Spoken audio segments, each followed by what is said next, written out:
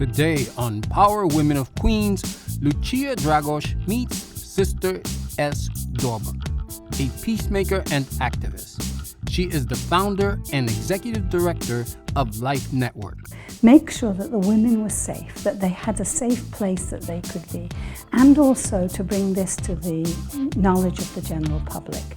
QPTV presents Power Women of Queens, a series that highlights the everyday female decision maker, political leader, manager, and scientist as the norm, not the exception. The women featured are everyday women, mothers, wives, sisters, and co-workers whose actions have contributed to the Queens community. Sister Joan's contribution to the abolitionist movement have been lauded by numerous organizations, including St. John's University, who awarded her their Caritas Medal in 2014. Pax Christi New York, who presented her with the Sisters Christine Mulready Peacemaker Award in 2015, and the New York's New Abolitionist, who named her as one of their own in 2014. A member of the Sister of Charity Halifax, Sister Joan is a former co-chair of the New York Coalition of Religious Congregations to Stop Human Trafficking, serves on the Sister of Charity Global Concerns Resource Team, and is a board member of the U.S. Catholic Sisters Against Human Trafficking. I know you started the organization 10 years ago. Is that when you got involved in fighting human trafficking, and how that all happened? Yeah, no, 10 years ago was the beginning of Lifeway Network, but I started to be involved in human trafficking in 2001. And that really began with the women religious in all over the world coming together at a meeting in 2001 and looking at the issue of human trafficking, particularly the issue of women and children, and then deciding that it was really important that they spread the word throughout their congregations, throughout the countries where they are, and to get that word out to as many of us as possible.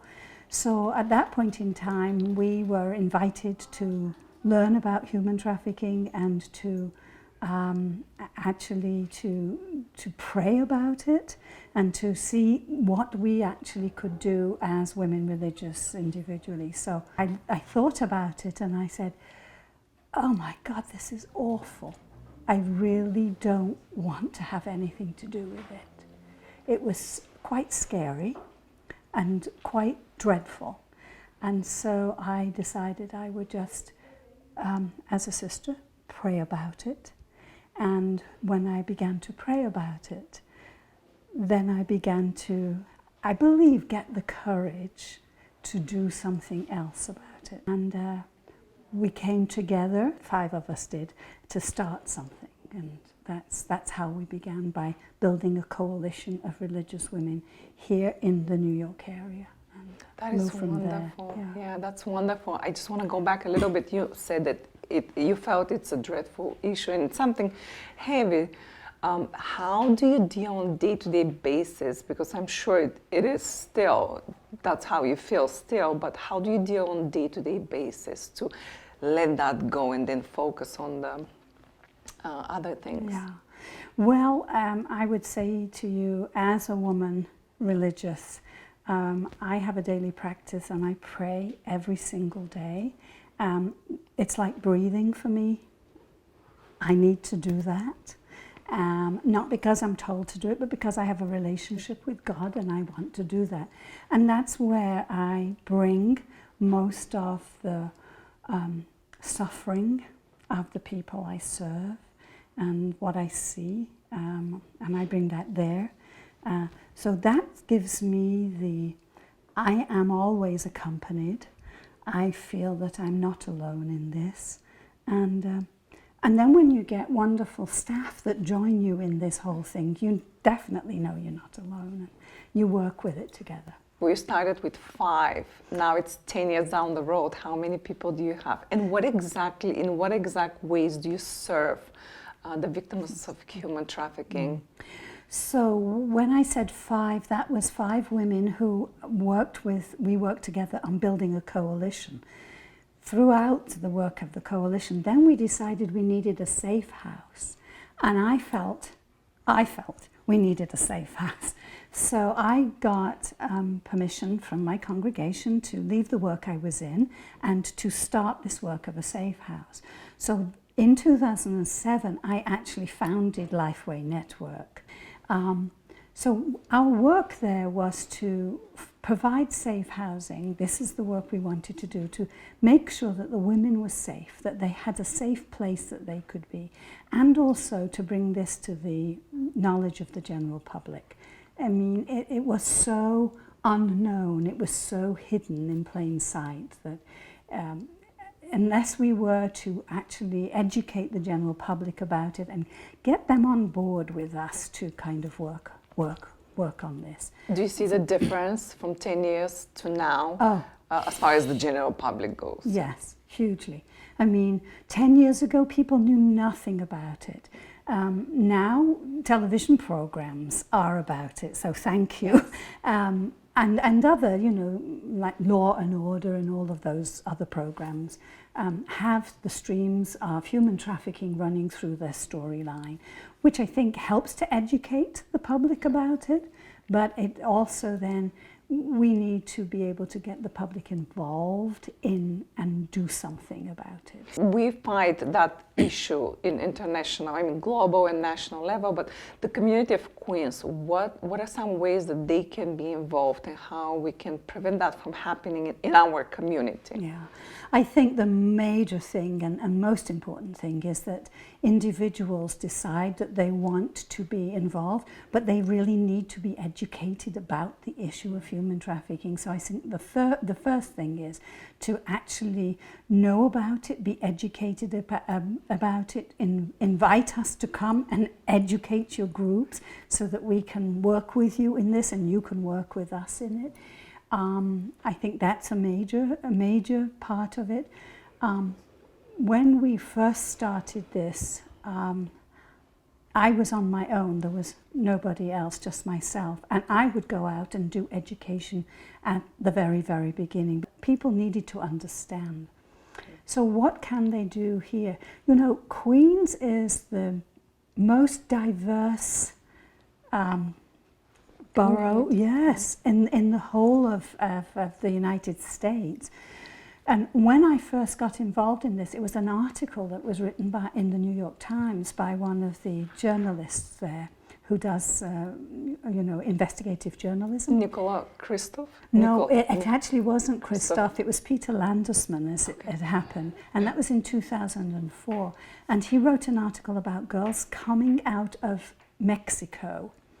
It was a very hard article to read at that time for me. The girls were put to work in ditches and timed, and it was disgusting.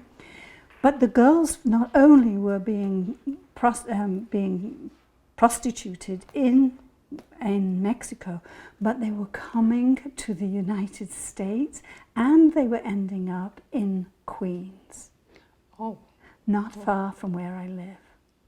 And so that was one of the major things that I said, it's here, it's in my neighborhood.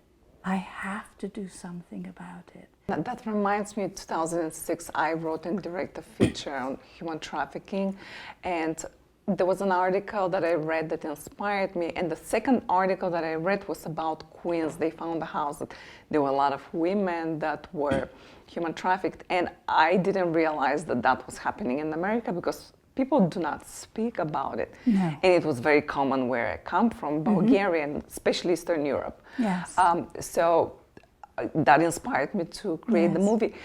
But where I come from, and in Eastern Europe generally, there's still a stigma attached to that issue. Do you think there is a stigma also in America? In some cases, there is an openness to sex work, what is understood as sex work. For me, sex work, it's not a career for a woman. It's not a choice between other options. It just becomes a little difficult. But anybody who has suffered from being trafficked, I mean, yeah, there is a stigma attached to it. Of course, there is in many cases, you feel, well, if you've chosen it for yourself, then that's another story altogether. But in most cases, it's been forced upon the women that we serve. And that's the trafficking situation. And yeah, there's a stigma because this is not what they intended, this is not what they wanted, this is not how they intended their lives to go. Moving forward with their lives, do you think many of them are reluctant to come out and share their story? Or they're openly coming out and sharing their story and want to help other victims? Yeah, it depends. It depends. It depends on what they've suffered, how they have suffered, where they came from, who their parents are, who their family is. Some will absolutely want to share their story and say publicly, I don't want this to happen to anybody else. This is why I'm sharing my story. But it can be very difficult at the beginning for them to share their story. It's re-traumatizing them and putting them through that again until they've come to a point in their own recovery where they can know that they are wonderful people, who they are. This is part of their story. They've integrated it into their lives and they're moving forward. What would you say is their biggest need? I know safe housing and that you provide, it's absolute necessity. What is another need that they really have, number one? I would say for the women in the houses, the number one need is for them to be able to have sufficient education to get a good paying job. It's the good paying job that then will be able to move them forward so that they can get somewhere to live that they can pay for, they can have a normal, regular life. Are there organizations in Queens that provide that? I would say in Queens, there is one organization that is working in different areas, but yes, in Queens. Restore USA is working with empowerment for young women who have been through the trafficking situation, and it really gives them an opportunity then to be able to get a job and to move forward. They just started it recently, so kudos. Oh, that's great. To restore. The more the better. Yeah, yes. Absolutely. Economic empowerment is critical. Yes. Do you think we do enough to help the victims of human trafficking? Well, let me put it this way. In New York, there are just 2 agencies that work directly providing housing specifically for victims of human trafficking. I just mentioned the other one, and then Lifeway Network. So there are other agencies who do an awful lot of work with survivors and provide some kind of shelter for them, but it's not specifically designated for survivors of human trafficking. I know you've done a lot for the victims of human trafficking, and there are a lot of success stories, for lack of a better word, but what is the proudest moment that you had throughout your career working with human trafficking victims? One proudest moment, oh my gosh, I can't say one. I actually perhaps, and it's not from 2000, and not from now, it was from the very beginning, when our first woman walked through the door of the safe house. And she just stood there and her eyes just popped right out of her head. And she said, "It's a home. It's a real home." That was for me so wonderful. That was just so wonderful. And I had said prior to starting this work, if we can get one person, I would be happy. And she said, "It's a home." And she just stood against the wall and actually slid down the wall and sat on the floor. She was amazed, just amazed. That reminds me of When you said one person, when I did my movie and they asked me why, I said, you know, if one person, one woman from Eastern Europe or anywhere in the world watches it and decides not to go for that newspaper ad that advertises job, then my job is done. My job is not done, but it justifies all the effort that we've been through the movie. So it reminds me, it's really powerful seeing to influence people's lives. How many women would you say throughout these 10 years been in the house and out successfully in the world? Well, I have to say there are almost 70 have gone, so 69 I think women have gone through the house at this time. And honestly, I don't know any that has returned to the trafficker or done any of that. Right. So Wow. I think something worked right. Do you have any regrets throughout your career? In this work of human trafficking? No, I would not say regrets at all. I would want to be able to help them to know more who they are, the beauty of each of the individual, that they are precious and wonderful. And you can't get them to believe that until they believe that. I'm sure throughout your work, because it's very sensitive topic and it's a difficult issue, I'm sure you were not always getting from first time everything that you wanted. Were there any failures that taught you a lesson? I think, you know, it's not a failure at all, but we have learned in our safe houses, and in different ways. The women have taught us. The women have taught us different things that we would, at the very beginning, be a little serious and, you know, very strict, and particularly around being on time for this or doing that or doing the other. And we've learned as we've moved along, you know, that's nonsense. The women are, we have parameters, we do things very carefully so that they are very, very safe. And that's the first and most important thing. But they've taught us a lot. We've learned from them, yeah. So you would say this work changed you? Yes, it does. It does. You can't do it, and you can't do it if you're not willing to be open to be changed.